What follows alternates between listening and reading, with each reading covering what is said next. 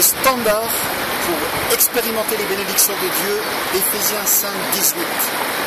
L'apôtre Paul a dit, soyez remplis du Saint-Esprit. Alléluia, soyez remplis du Saint-Esprit. C'est le standard, c'est-à-dire la norme, le minimum requis si tu veux expérimenter des grandes choses de la part de Dieu, voir ses bénédictions arriver dans ta vie, voir des miracles, expérimenter sa puissance, sa force, sa grâce qui coule à flot dans ta vie.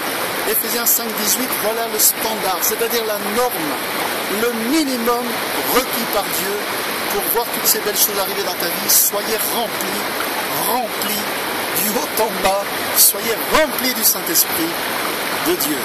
Alléluia. Vois-tu le standard, quand tu vends un objet, si tu veux vendre un objet en Europe, par exemple, que tu es d'un autre continent, il y a un standard européen, une norme.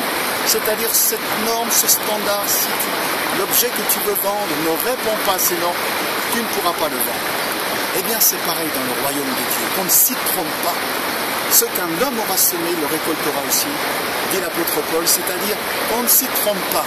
Si tu sèmes dans les choses de l'esprit, si tu mets ta vie en phase avec Dieu, si tu es rempli de la présence de Dieu, de son Saint-Esprit, de sa paix, de sa joie, de sa vie, si tu vas puiser tous les jours à la source du bonheur, la source de la vie, la source de la puissance, la source du Saint-Esprit de Dieu.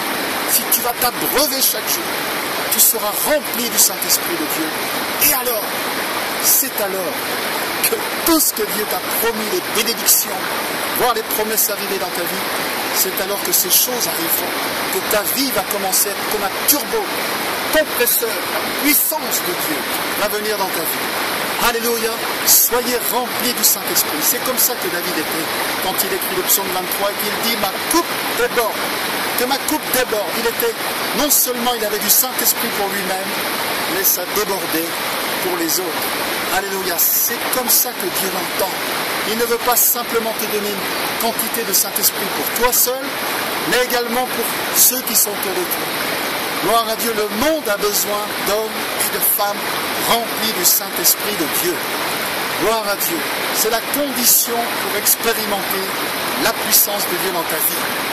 La norme, le standard, soyez S-O-Y-Z. Dieu ne te donne pas le choix. C'est un encouragement, mais c'est aussi un ordre. Soyez. Dieu ne va pas le faire pour toi. Ne prie pas Dieu, oh Dieu, remplis-moi. Non, sois-le.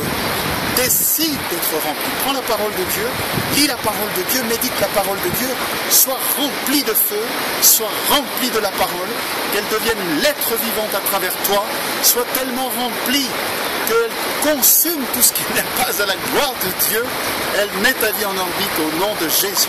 Soyez remplis du Saint-Esprit de Dieu. Pas une petite proportion. Tu es une coupe. Ta vie est une coupe.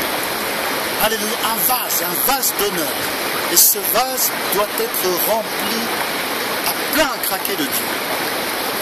Un pasteur a dit qu'il a rencontré quelqu'un dans un train. La police l'a arrêté en lui disant « Monsieur, vous avez des stupéfiants.